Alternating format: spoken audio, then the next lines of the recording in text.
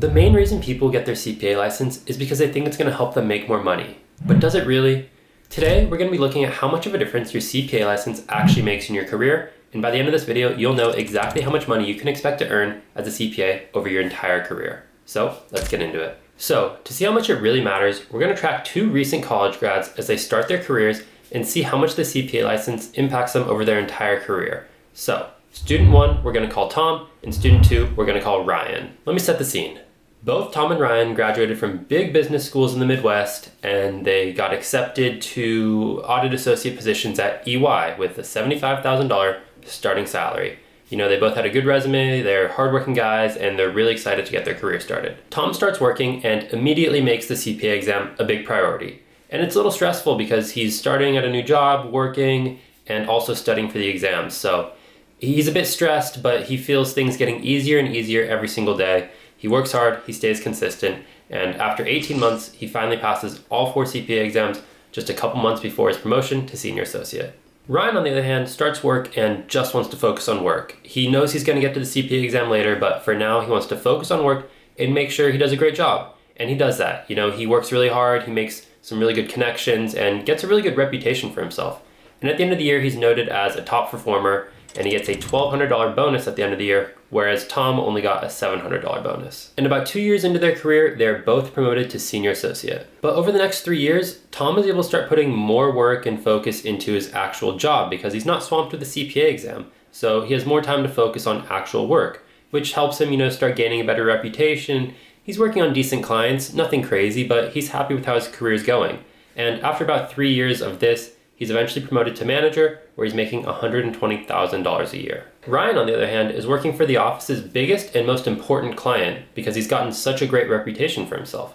And he loves this. He feels really valuable and important, and he thinks his career is going great. But after a year or so of being the senior associate on that job, more and more people are asking about his plan to become a CPA because they all remind him, you can't become a manager until you become a CPA. He hates being reminded about this because it just stresses him out, but he knows he needs to start studying for the exam eventually. And he finally does start studying, but he can never get into the swing of things. He's on such a demanding client and he's got responsibilities as a senior associate that he never finds the time, and he always gets overwhelmed and burnt out, and he can never just stay consistent and actually work through a few weeks of studying. He tries studying on and off for a year or so, but he eventually just gives up and accepts his fate that he's probably not going to become a CPA, at least not right now. So as the 5th year of their careers come to an end, Ryan actually has more lifetime earnings at this point because he's had such a great start to his career in the first 5 years.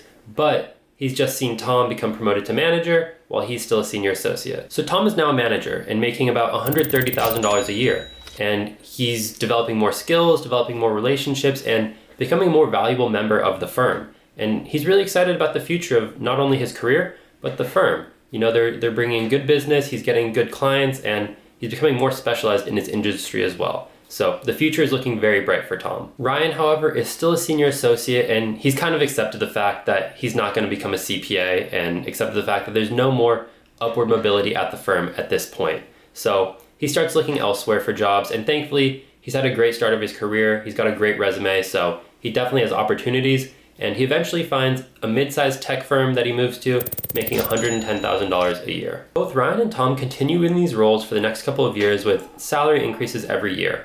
And by the end of the 10th year, Ryan's making about $115,000 still working as a senior accountant at the tech company, and Tom is close to promotion to senior manager and making about $140,000 at the firm. In year 11, Tom gets promoted to senior manager and is now making $175,000 a year, with potential for a decent-sized bonus as well. And he keeps working hard, he keeps growing his expertise, and he's happy at the firm and could even see himself becoming partner within the next decade.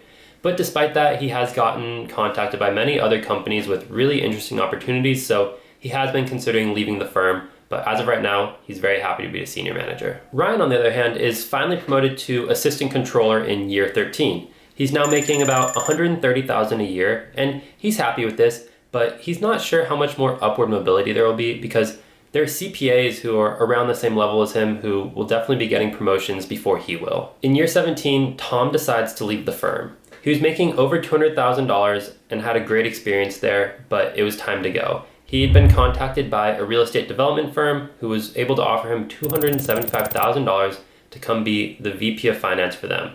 This was a great opportunity for him because he had over 15 years of experience in the real estate industry at his firm, so he was very excited to start this new opportunity. Ryan, on the other hand, was passed up for promotion twice because the company selected CPAs before they selected him, which was obviously very upsetting for him, and he was just feeling really discouraged. But luckily, one of his old coworkers from EY reached out about an opportunity at the company that he'd been working at for a while, and Ryan was more than happy to take this.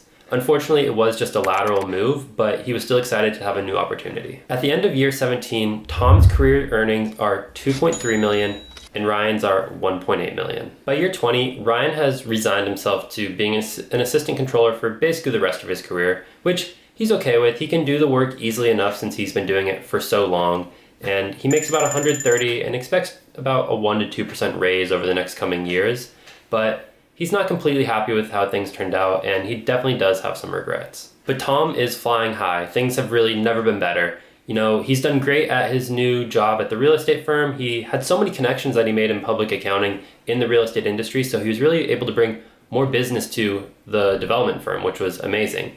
And after a couple of years working there, the CFO retired and he was selected as the replacement for the CFO. Now he's making over $300,000 and has very valuable equity in the company. Ryan spends the rest of his career as an assistant controller and can't wait to retire once he has the money.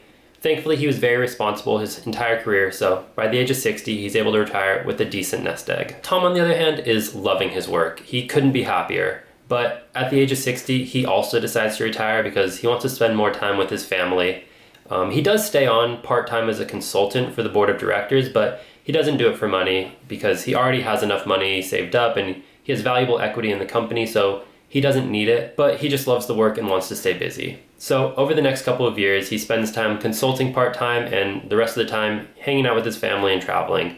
But when he looks back on his career, he really has no regrets. But at the age of 60, here's how the career earnings of Tom and Ryan compared. Without ever getting his CPA license, Ryan earned over his lifetime $4.8 million.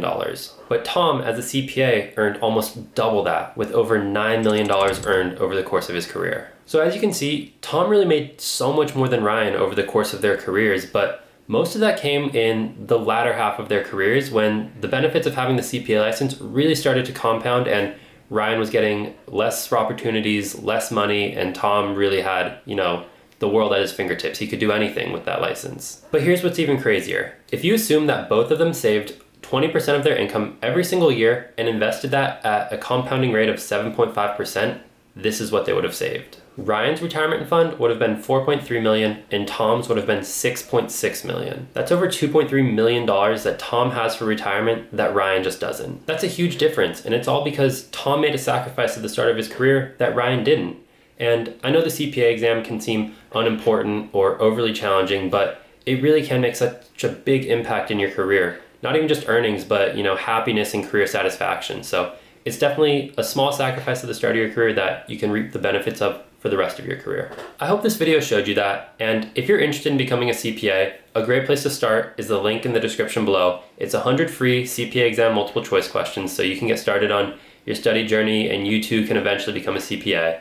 But thank you guys so much for watching. I really appreciate it, and I'll see you guys in the next one, so peace, see ya.